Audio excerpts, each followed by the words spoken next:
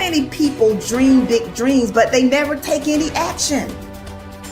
If you don't believe in yourself, you've already lost the battle. Not believing in yourself is a losing battle because either you won't try at all or you will convince yourself that you can't do it. And when you convince yourself that you can't do it, your results are going to confirm what you believe. So we are afraid to fail. Why? I told you, man. Just need to try it, dude. Just chill out, relax. Why are you so crazy? Why are you so obsessed? So all that stuff drives the quitting mind, I call it. The mind wants to quit. The mind is tired. The mind thinks it's very deserving. So the biggest problem in this world is other people, not yourself. It's other people in your head. They are puppet mastering you pretty much on your life. I dare you to give up everything that is keeping you from your dream, to say no to all the negative influences. I dare you to pick up a book instead of a drink. I dare you to work harder than you think you did yesterday. I dare you to prove them wrong. I dare you to prove yourself right. You must be yourself if you want to experience your true purpose in life. If you're different, be different. Be different and do it with pride. If someone doesn't like it, if many people don't like it, who cares? Your life would feel better and richer if you had a goal, you chase that goal, you accomplish some things, and you would get this boost of confidence, you'd get this boost of self-esteem, like whatever it is that you're into doing. The time has come for you to understand that you cannot depend on the opinions of others. You cannot just trust in the opinions of others. You cannot allow other people to validate you, because you are just who you are. Nobody is going to be like you. You are the author of your autobiography. You write the story of your life. No one can write your financial story. No one can write your spiritual story. No one can write your emotional story but you. The pen has always been in your hand. The pen has always been in your hand. I say write a story that's going to be damn good to read. But don't let yourself be vulnerable to weakness. Don't let weakness consume you. Don't let hopelessness consume you. Be about your business. Understand that you got to keep living and living strong. When nobody's looking, when nobody's watching, when nobody understands the measure of passion that you carry, can you keep going? Don't stop! You're right there! Find something. Find a thing that you genuinely enjoy, because getting good at things you genuinely enjoy is extremely beneficial for young people, because it lets you know that, like, everybody thinks they're a loser. Every young person thinks they're a loser. At least a young person in the situation I was at. Like, I didn't know I wasn't a loser until I started winning, until I started doing martial arts. Martial arts taught me that, like, I could get better at stuff, that I wasn't really a loser. I just was someone who was, like, in a fucked up situation. But you could channel all that energy that you have as a young person into something and get better at it. And then all of a sudden people admired me. I was like, this is crazy. So I went from being someone who was incredibly insecure and basically a failure to someone who was really successful at this one thing that was very dangerous, that other people were scared of. And that gave me immense confidence and also a real understanding of the direct correlation between hard work and success. And kind of understanding that you're not a loser. Right. That there is a diamond in the rough. Yeah, and also an understanding that you can't listen to people. Because even my parents didn't want me to do martial arts. They didn't want me to fight. They didn't want me to do stand-up. There's like, you have to understand, like, who you are, and then in the face of other people's either criticism or, you know, lack of faith in your ability to succeed, you push through, and there's great benefit in that. And then you realize that you can kind of apply that to other things in life.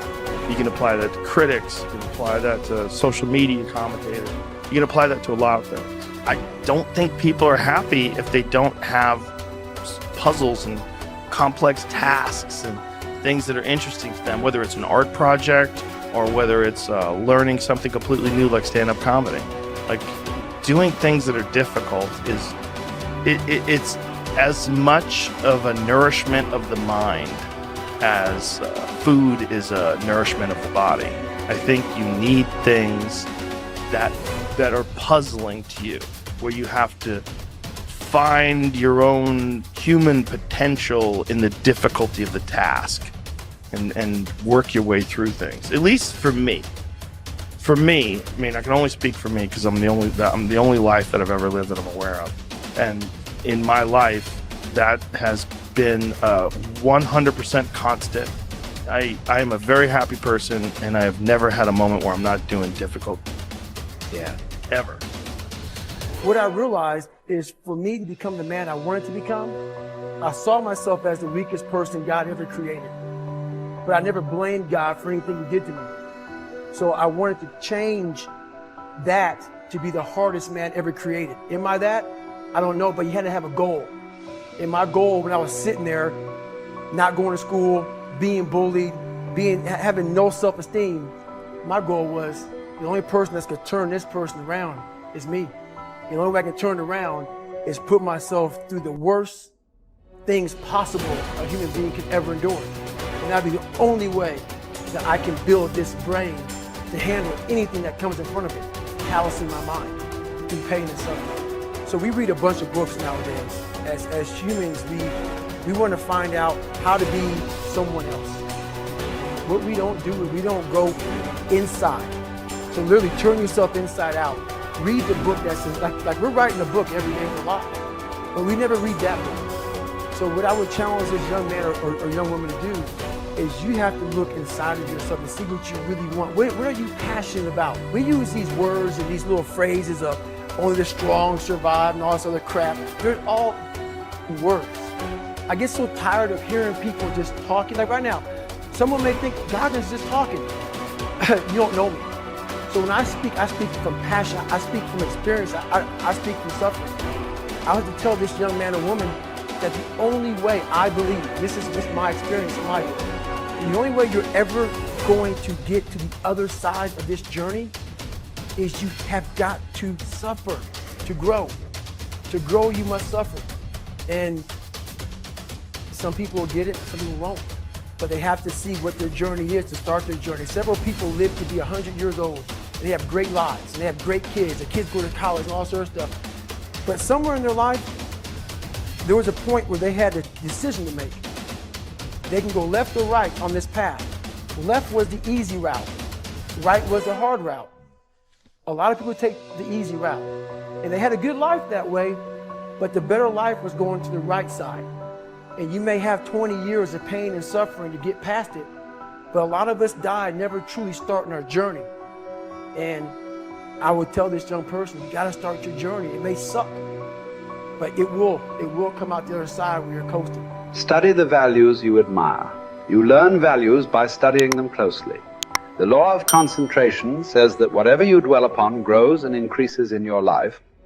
What this means is that when you study and read stories about men and women who demonstrated the kind of values that you admire and respect, and then think about those stories and that behavior, those values sink ever deeper into your mind. Once these values are programmed into your subconscious, they create a propensity within you to behave consistently with those values when the situation requires them. For example, in military training, soldiers are continually told stories of courage, obedience, discipline, and the importance of supporting their fellow soldiers. The more they hear these stories, discuss them, and think about them, the more likely they are to behave consistently with these values when they're under the pressure of actual combat.